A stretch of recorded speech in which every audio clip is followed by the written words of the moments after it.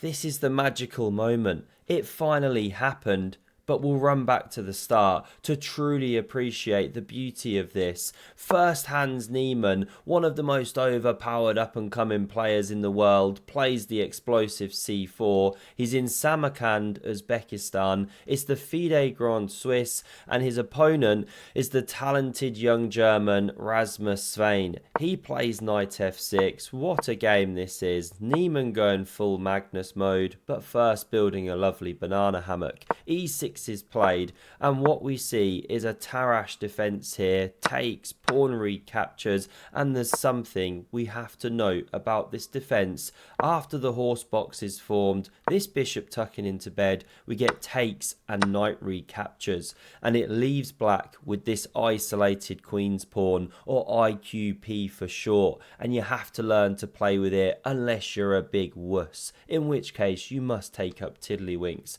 The bishop now develops.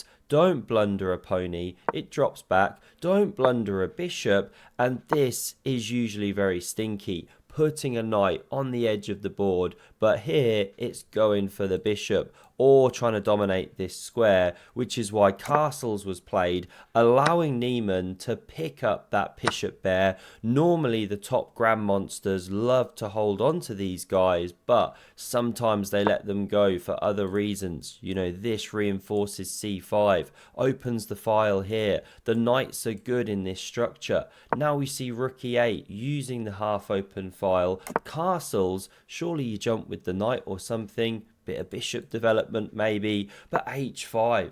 The arbiter almost falls off his chair watching. What's that one all about? Well, it's actually a good thrust down the board. Possibly you come all the way, if allowed. So we see pawn h3, preparing to glide past, should we see the push, but it's held off on. Knight e4 played, and it actually creates a threat. Be careful. Knight takes on the agenda, pawn takes back. Bishop is then loose, so that's why bishop d4 played. Yes, you're giving up the bishops now. It is soon gobbled, and we actually get quite a bit of piece liquidation, but the fun of this game is what happens after that. The middle game, the end game, the grind. Mr. Niemann playing like Mr. Carlson. I mean, we know he sits there every night looking at his favourite picture of Magnus, singing that song from Jungle Book, I want to be like you. Many people are worried about me. I'm worried about myself. I don't know where this stuff comes from. Now we get queen c5 here, and after rook d1, g6, not only have a whole bunch of pieces been hoovered off the board, or vacuumed as I think you'd say in the States, but it soon sees the queenies going into the blender too. Not via the rook, that would be a shocking blunder, but after this offer here, you could take the queens off right now and play with the double b pawns. Something about it Rasmus doesn't like, trusting his strong opponent. He does this, now we get the knight dropping back. That would be embarrassing. Knight c5 spawns that seahorse. We're about to see the ladies leave the board, but by the way, quick one, you should be seeing the seahorse card on screen now. These visuals I show each video, you can actually buy these as cards. I've even got this little book here, Chess with Cards it's called, and the whole point of it is you get these positional ideas explained to you, and tactical ideas and so on and so forth. Really nice way to teach yourself, teach a loved one, friend, family, whatever, right? Younger student. And then when you're playing a game of chess, you can have the cards around you, you can pop up the visual, helps you assess a chess position right. And with this Epic Chess Special Edition, you get those special Epic Chess cards, but you also get all the usual, you know, really good positional idea cards, tactical ideas, brings the game to life, right? You can get in the book, you can get as a little set that you print yourself, or get them printed and sent as cards. Different options. Have a look, link in the description as usual. Really nice little product. Anyway, back to this game here. Queen d4 is played. Those ladies leaving the board by force now. You know, there was a pin here, and this is Niemann's plan. He's a teeny weeny bit better playing against this pawn, these doubled pawns, rook on the open line at the minute, but trying to prove this stuff is tough. There's this whole principle of two weaknesses. Now, there are two weaknesses in a way, but is it enough to work with? d4 looks tasty here. Liquidate the isolated pawn, but then you can slide in with the rook and attack. If king takes, then here, and you win a rook. So you can't quite liquidate. So rook d8 waits, and now Niemann decides, let's play with the rook. He makes 8 rook moves in a row. Someone's about to get rook rolled. He's just trying to burn Rasmus's clock. Don't blunder your rook. 3 times attacked. Lots of little tickle. It hits d4 now. Knight e4, rook b4. It's all over the place here. But the evaluation not changing too much. Rasmus holding steady. However, look at the clock. Niemann blocks with check here. He's picking up time. He's squeezing on the board, not literally. Really trying to grind like a grandma here. Now we see rook f6. This rook takes the line here once more. And this is the moment we get something absolutely stunning that I've waited 3.5 years for. Long-term viewers of the channel know.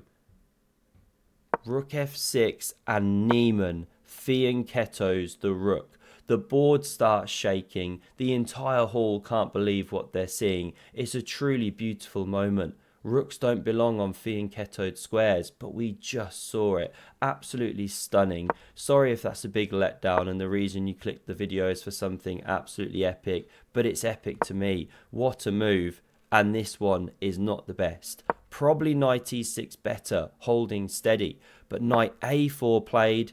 Rasmus really getting low on time now, and this is what Niemann's been waiting for, because b4 you can say, let's have a massive chess grandmaster swimming competition. Look at Kasparov there, absolute picture of health, wearing one of those big colourful condom thingies, not sure what they're called. He's a real swimmer himself. Niemann pushes this pawn, and although the knight can hop in and reroute to this c4 square, it's not on the right circuit now. Pawn is attacked, but great response, check.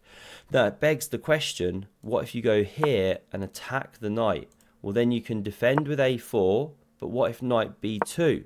Hit the pawn that's defending the knight. I mean, it looks like you're getting in a bit of a bind now, but you don't even need to go knight d4 check. You can go check here, because when the king goes, you check again, backing up, and now you can attack the knight. It's not even about gobbling pawns. Well, not that one, but this one. Because if takes, the knight is trapped. Can't go here, of course. Pawn covers. Cool lines. And if knight c4, then you can play knight c3 simply. Hit the pawn. Rook defends. Take the pawn. This kind of thing. And white is winning in this endgame. Really nice. You know, tiptoe variations. Excuse me. Bit of a late night last night.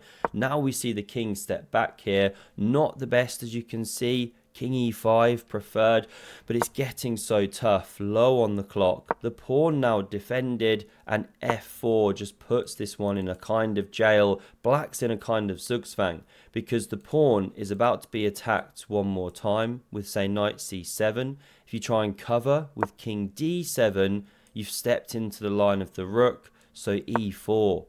And that's just game over, basically. And if you step up, bang, you go to Forktown. There's just all these micro problems. Black can't deal with them all. Try and attack the rook. Well, then it steps up, something like this. Still the pawn's going to be dropping in a minute with knight c7. Still this doesn't work. Still this doesn't work. Too many problems in the position.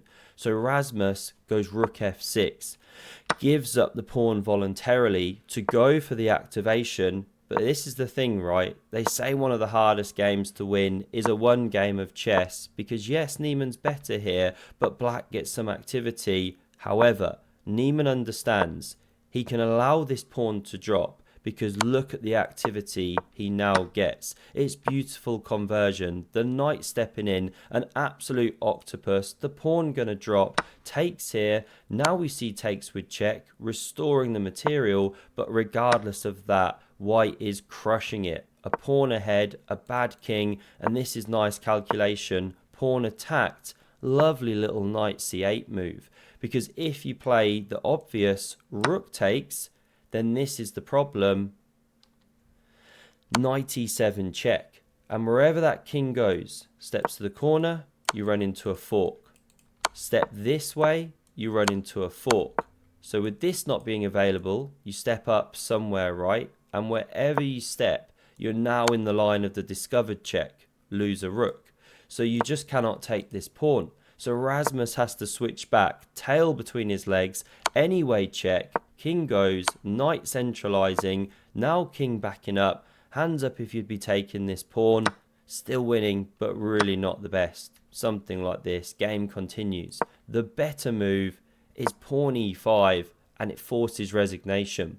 Because if you capture this pawn, the e pawn is just overpowered, running. You know what to do now. Say you back up with the rook, trying to spin around and check and help. Well, this is a mate on the spot. This is creating a mating net here. What if you don't back up? What if you try and run with the king? Or let's say this way is the line I had prepared, something like this, and you just force through the pawn, force through the checkmate. Really nice grind there by Hans Niemann. And if you want to see another incredible game from him, have a look at the video on screen, and I hope to see you again soon. Cheers.